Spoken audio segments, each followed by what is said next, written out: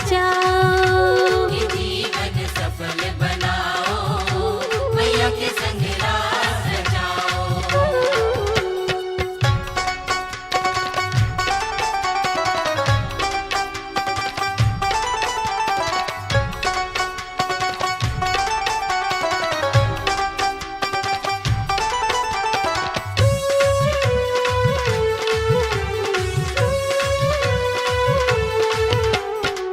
पहले नवरात्र में महाकाली आई, पहले नवरात्र में महाकाली आई। पहले नवरात्र में महाकाली आई, पहले नवरात्र में महाकाली आई। दूजे नवरात्र में अन्नपूर्णा माई। दूजे नवरात्र में अन्नपूर्णा माई। आई आई आई मेरी जगदम्बे माँ, आई आई आई मेरी जगदम्बे माँ। नवरात्र में तीजे चंडी माँ, नौ नौ रूप के दर्शन से जीवन सफल बनाओ, मैया के संग रास रचाओ। ये जीवन सफल बनाओ, मैया के संग रास रचाओ।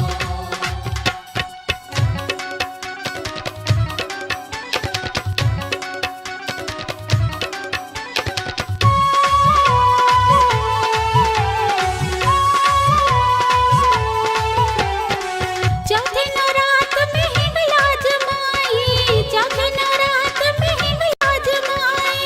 चौथे नवरात्र में हिंगलाज माई, चौथे नवरात्र में हिंगलाज माई। पांचवे नवरात्र में विंध्यवासिनी आई। पांचवे नवरात्र में विंध्यवासिनी माई। आई आई आई मेरी जगदम्बे माँ, आई आई आई मेरी जगदम्बे माँ। छठवें नवरात्र में महालक्ष्मी माँ, नौ नौ रूप के दर्शन से जीवन सफल बनाओ, मैया के संग रास रचाओ। ये जीवन सफल बनाओ, मैया के संग रास रचाओ।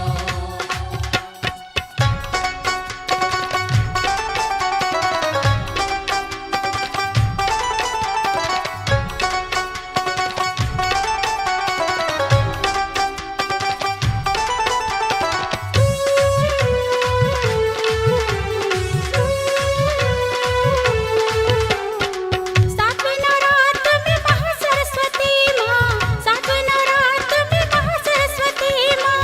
सातवें नवरात्र में महासरस्वती माँ, सातवें नवरात्र में महासरस्वती माँ। आठवें नवरात्र में माँ अंबिके माँ। आठवें नवरात्र में महाअंबिके माँ। आई आई आई मेरी जगदम्बे माँ, आई आई आई मेरी जगदम्बे माँ। आई आई आई मेरी जगदम्बे माँ। आई आई आई मेरी जगदम्बे माँ। देखो नव नव रूप लेके जगदम्बे माँ, नौ नौ रूप के दर्शन से जीवन सफल बनाओ, मैया के संग रास रचाओ। ये जीवन सफल बनाओ, मैया के संग रास रचाओ। प्रेम से बोलो, माता दी, गा के बोलो, हाथ जोड़ के बोलो, चरणों में बोलो, सब ध्यान लगाओ, जयकारा लगाओ। प्रेम से बोलो, सब उसके होलो, वर दे दो हमको, चरणों में ले लो। जय माता दी।